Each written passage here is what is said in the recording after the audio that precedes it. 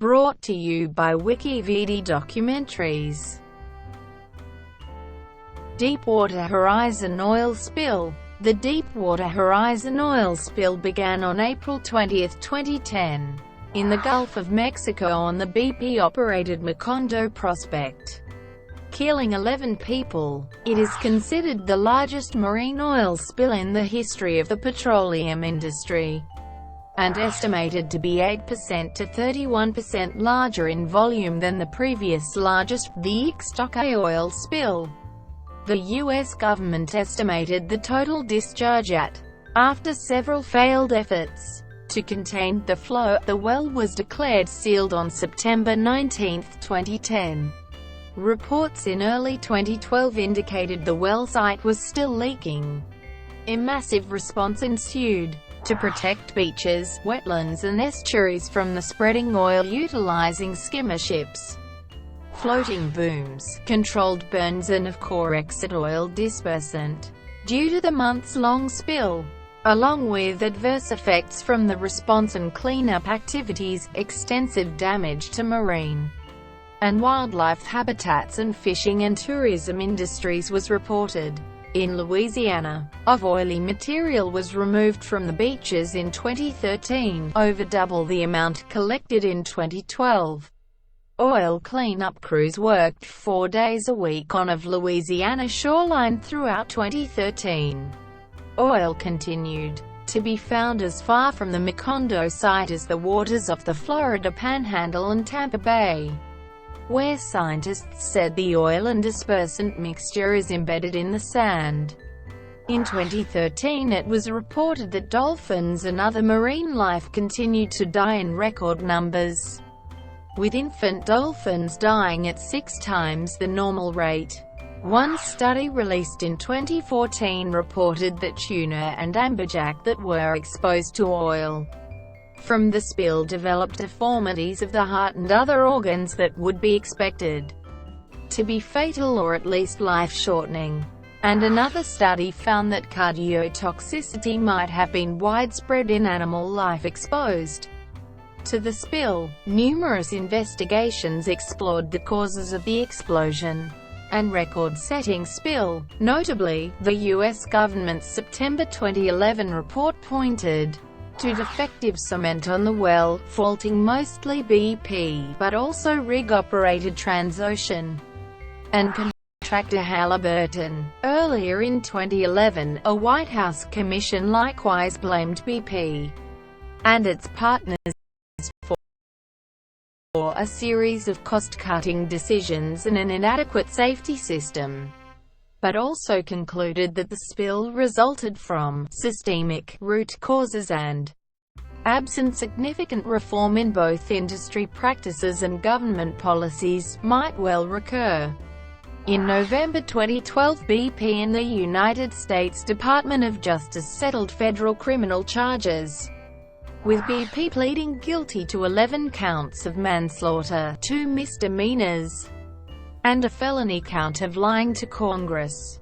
BP also agreed to 4 years of government monitoring of its safety practices and ethics, and the Environmental Protection Agency announced that BP would be temporarily banned from new contracts with the U.S. government.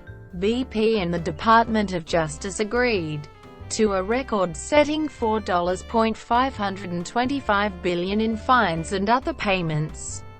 As of February 2013, criminal and civil settlements and payments to a trust fund had cost the company $42.2 billion. In September 2014, a U.S.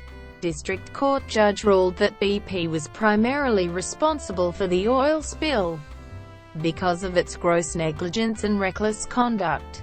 In July 2015, BP agreed to pay $18.7 billion in fines, the largest corporate settlement in U.S. history. Deepwater Horizon drilling rig. The Deepwater Horizon was a 10-year-old semi-submersible, mobile, floating, dynamically positioned drilling rig that could operate in waters up to deep. Built by South Korean company Hyundai Heavy Industries and owned by Transocean. The rig operated under the Marshallese flag of convenience, and was chartered to BP from March 2008 to September 2013. It was drilling a deep exploratory well, below sea level, in approximately of water. The well is situated in the Macondo Prospect in Mississippi Canyon Block 252 of the Gulf of Mexico, in the United States Exclusive Economic Zone. The Macondo well is located roughly off the Louisiana coast. BP was the operator and principal developer of the Macondo Prospect with a 65% share, while 25% was owned by Anadarko Petroleum Corporation, and 10% by MOEX Offshore 2007, a unit of Mitsui. Explosion. At approximately, on the 20th of April 2010, high-pressure and methane gas from the well expanded into the drilling riser and rose into the drilling rig, where it ignited and exploded, engulfing the platform. At the time, 126 crew members were on board, 7 BP employees, 79 of Transocean, and employees of various other companies. 11 missing workers were never found despite a 3-day U.S. Coast Guard search operation, and are believed to have died in the explosion. 94 crew were rescued by lifeboat or helicopter, 17 of whom were treated for injuries. The Deepwater Horizon sank on the morning of the 22nd of April 2010. Volume and extent of oil spill. The oil leak was discovered on the afternoon of the 22nd of April 2010 when a large oil slick began to spread at the former rig site. The oil flowed for 87 days. BP originally estimated a flow rate of. The Flow Rate Technical Group estimated the initial flow rate was. The total estimated volume of leaked oil approximated with plus or minus 10% uncertainty, including oil that was collected, making it the world's largest accidental spill. BP challenged the higher figure, saying that the government overestimated the volume. Internal emails released in 2013 showed that one BP employee had estimates that matched those of the FRTG, and shared the data with supervisors, but BP continued with their lower number. The company argued that government figures do not reflect over of oil that was collected or burned before it could enter the Gulf waters. According to the satellite images, the spill directly impacted of ocean, which is comparable to the size of Oklahoma. By early June 2010, oil had washed up on of Louisiana's coast and along the Mississippi, Florida, and Alabama coastlines. Oil sludge appeared in the intracoastal waterway and on Pensacola Beach and the Gulf Islands National Seashore. In late June, oil reached Gulf Park Estates, its first appearance in Mississippi. In July, tar balls reached Grand Isle and the shores of Lake Pontchartrain. In September, a new wave of oil suddenly coated of Louisiana coastline and marshes west of the Mississippi River in Plaquemines Parish. In October, weathered oil reached Texas. As of July 2011, about of coastline in Louisiana, Mississippi, Alabama and Florida were contaminated by oil, and a total of had been oiled since the spill began. As of December 2012, of coastline remains subject to evaluation and/or cleanup operations. Concerns were raised about the appearance of underwater, horizontally extended plumes of dissolved oil.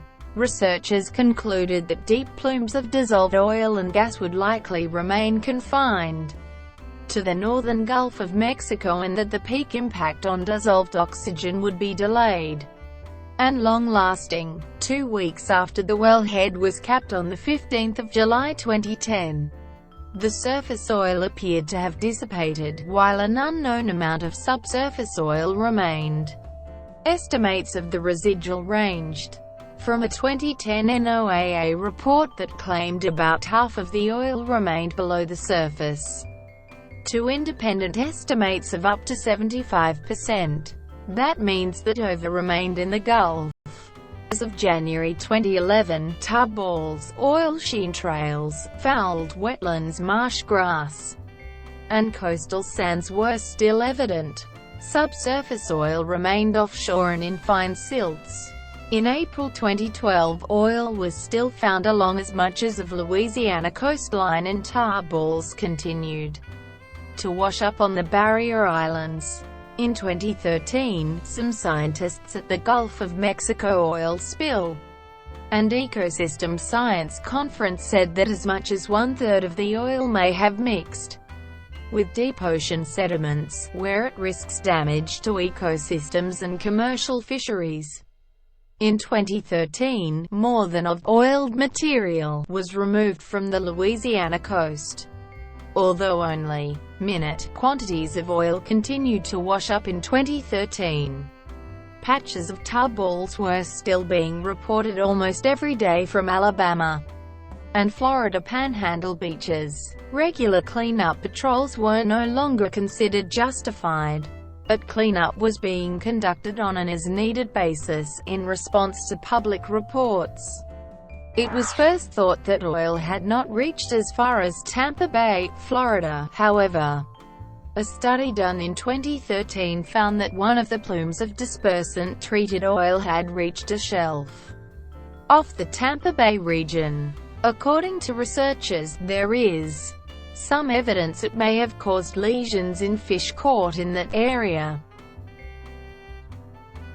Short-term efforts.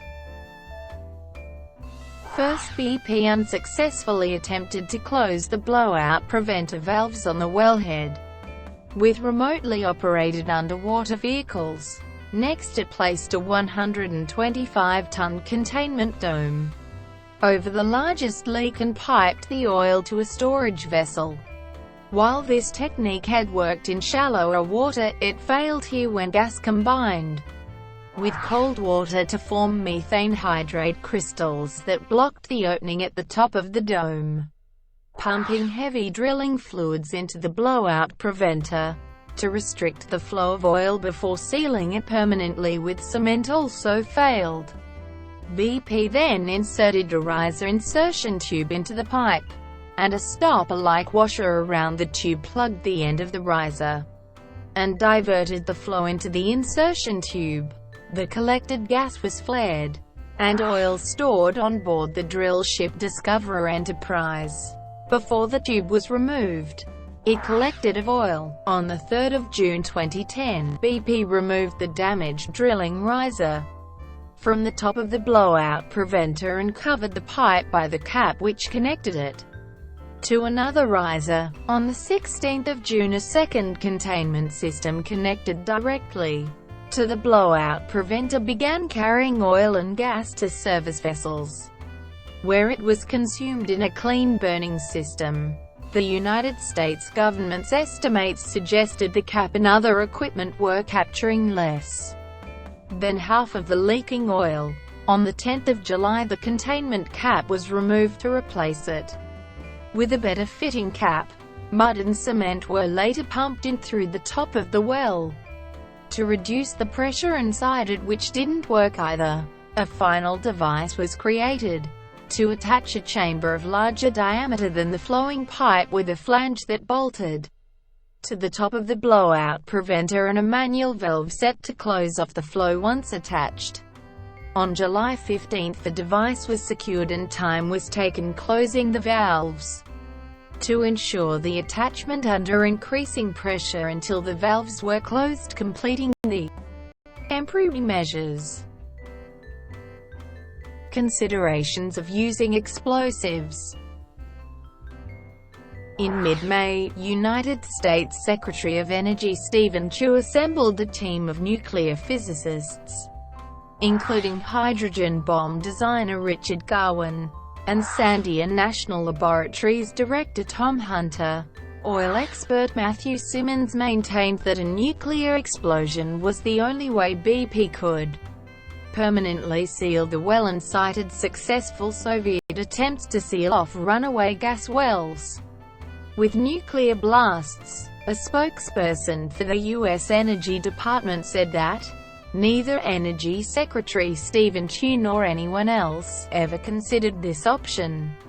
On the 24th of May, BP ruled out conventional explosives, claiming that if blasts failed to clog the well, we would have denied ourselves all other options. Well declared, effectively dead. Transocean's Development Driller 3 started drilling a first relief well on the 2nd of May. GSF Development Driller 2 started drilling a second relief on the 16th of May. On the 3rd of August, first test oil and then drilling mud was pumped at a slow rate of approximately per minute into the wellhead. Pumping continued for 8 hours, at the end of which time the well was declared to be in a static condition. On August 4, BP began pumping cement from the top, sealing that part of the flow channel permanently.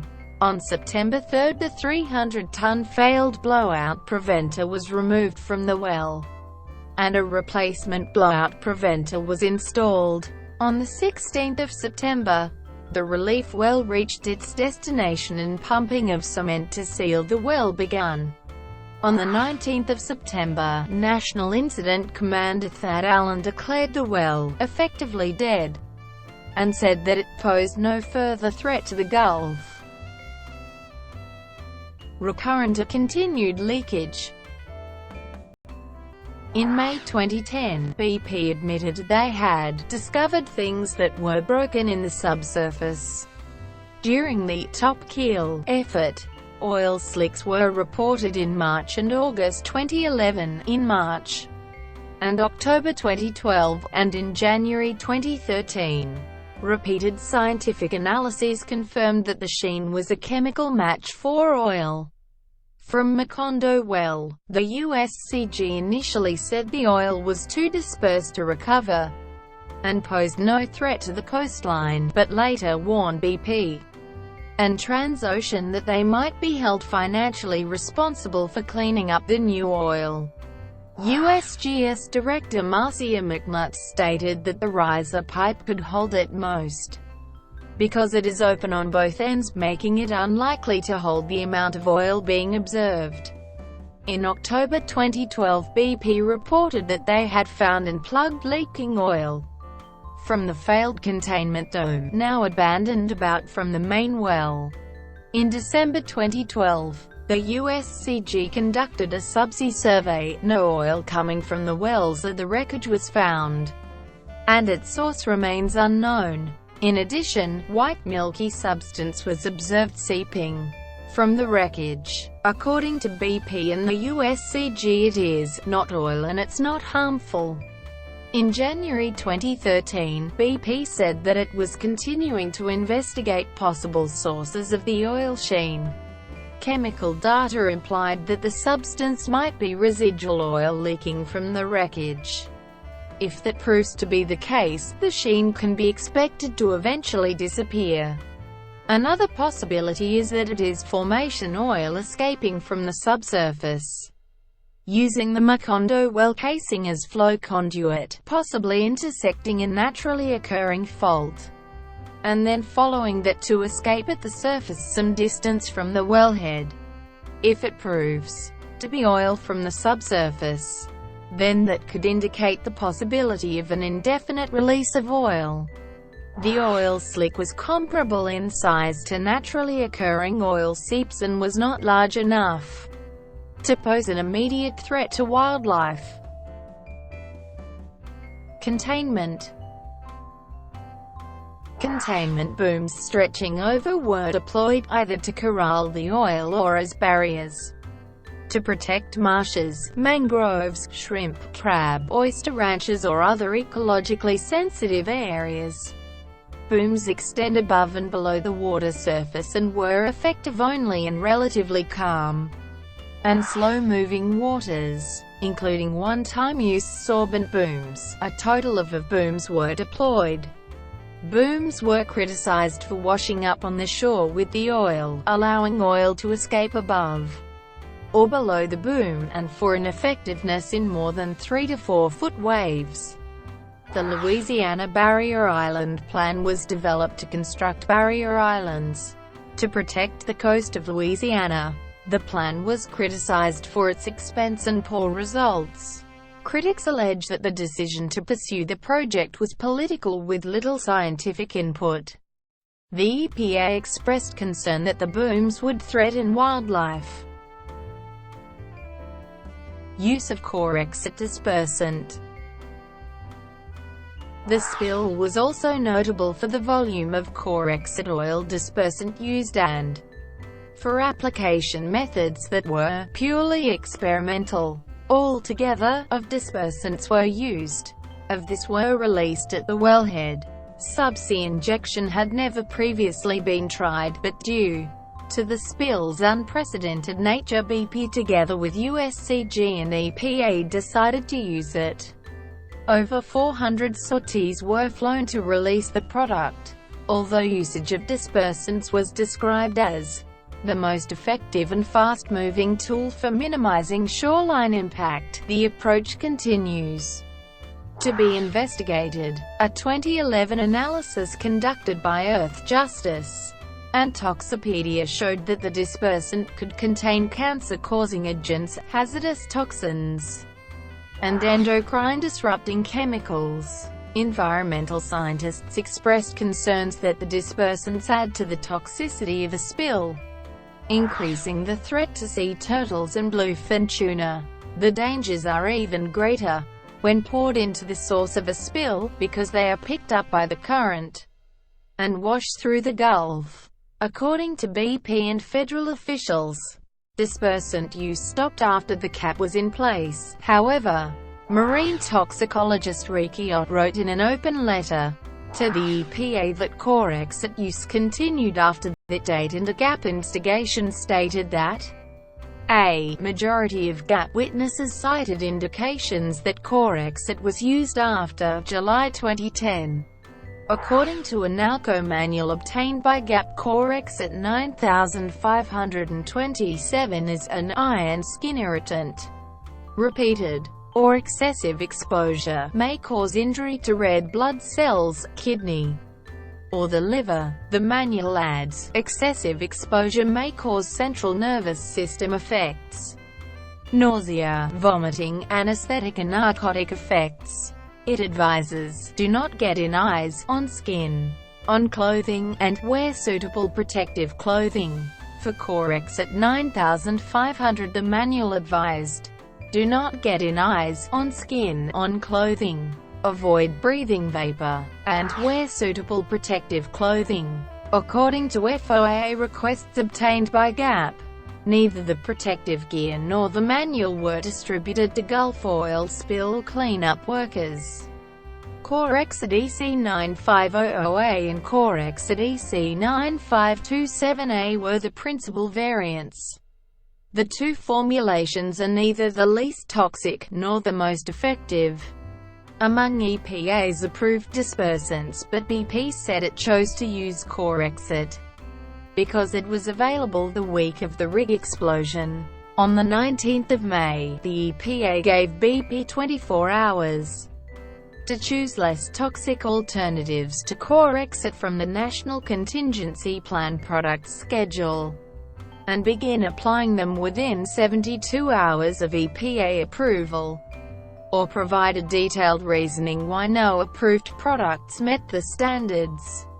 On the 20th of May, BP determined that none of the alternative products met all three criteria of availability, non-toxicity and effectiveness. On the 24th of May, EPA Administrator Lisa P. Jackson ordered EPA to conduct its own evaluation of alternatives and ordered BP to reduce dispersant use by 75%. BP reduced Corexit use by per day, a 9% decline. On the 2nd of August 2010, the EPA said dispersants did no more harm to the environment than the oil and that they stopped a large amount of oil from reaching the coast by breaking it down faster. However, some independent scientists and EPA's own experts continue to voice concerns about the approach. Underwater injection of Corexit into the leak may have created the oil plumes which were discovered below the surface. Because the dispersants were applied at depth, much of the oil never rose to the surface. One plume was long, more than wide and deep. In a major study on the plume, experts were most concerned about the slow pace at which the oil was breaking down in the cold water depths of. In late 2012, a study from Georgia Tech and Universidad Autónoma de Aguascalientes in Environmental Pollution Journal reported that Corexit used during the BP oil spill had increased the toxicity of the oil by 52 times.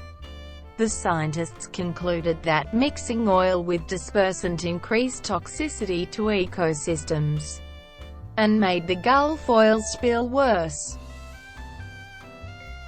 Removal. The three basic approaches for removing the oil from the water were combustion, offshore filtration, and collection for later processing. USCG said of tainted water was recovered, including of oil BP said had been recovered or flared. It is calculated that about 5% of leaked oil was burned at the surface, and 3% was skimmed. On the most demanding day, 47,849 people were assigned on the response works. From April to mid-July 2010, 411 controlled in situ fires remediated approximately. The fires released small amounts of toxins, including cancer-causing dioxins.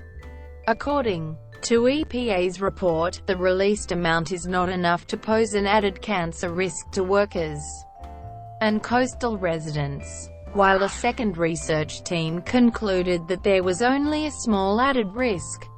Oil was collected from water by using skimmers.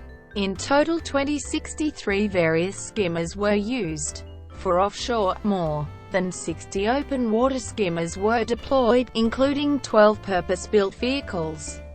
EPA regulations prohibited skimmers that left more than 15 parts per million of oil in the water. Many large-scale skimmers exceeded the limit. Due to use of Corexit, the oil was too dispersed to collect, according to a spokesperson for shipowner TMT.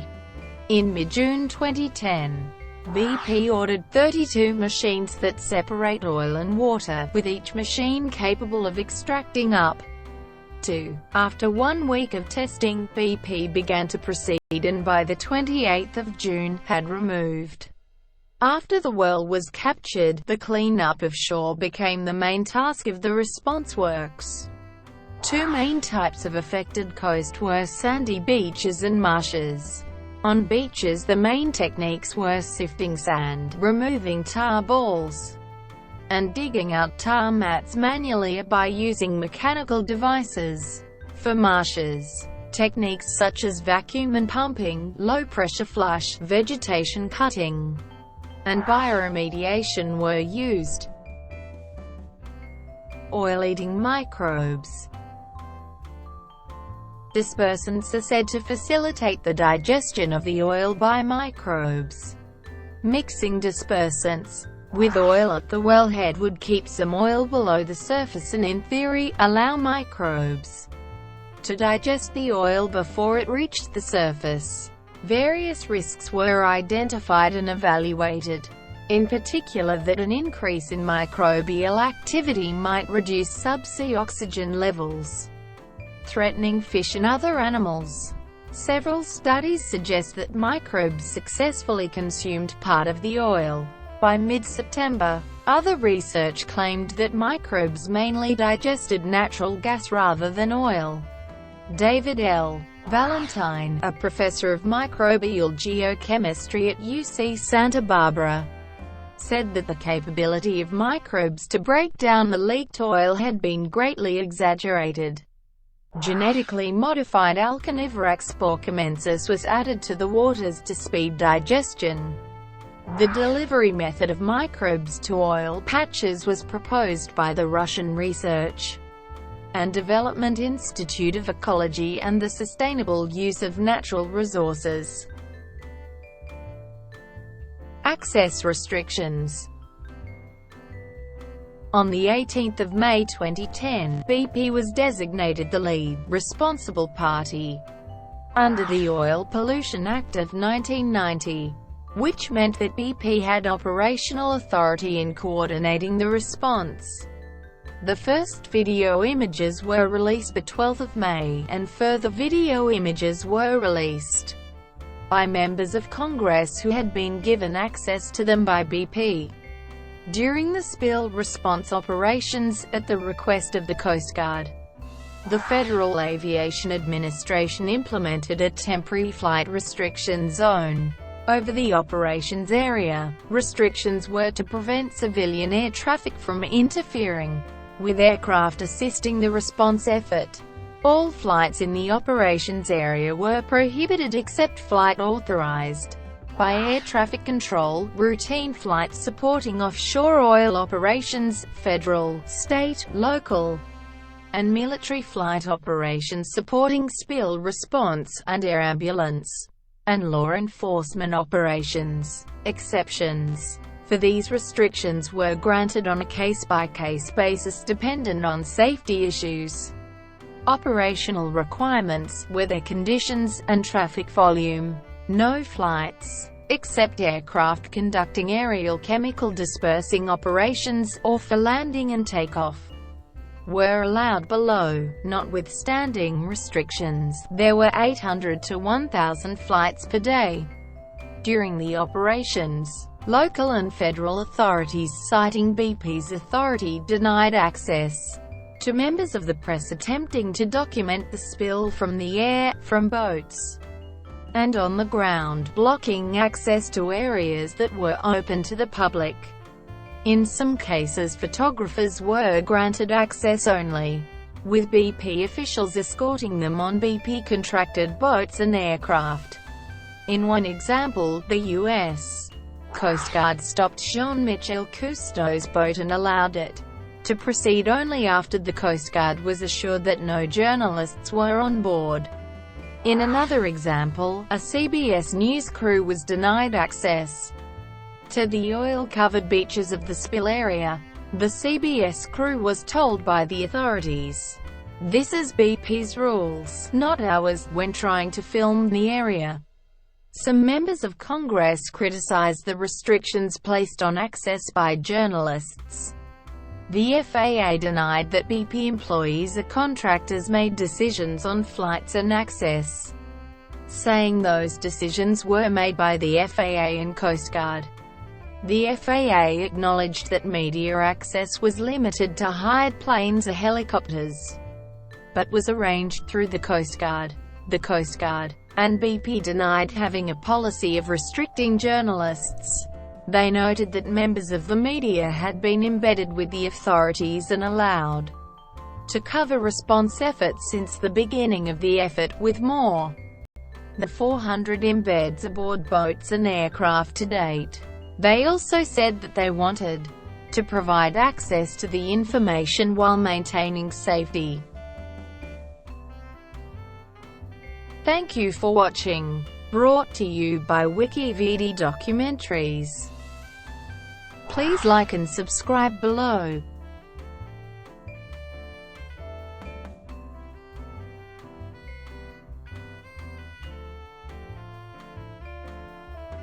Please like and subscribe below.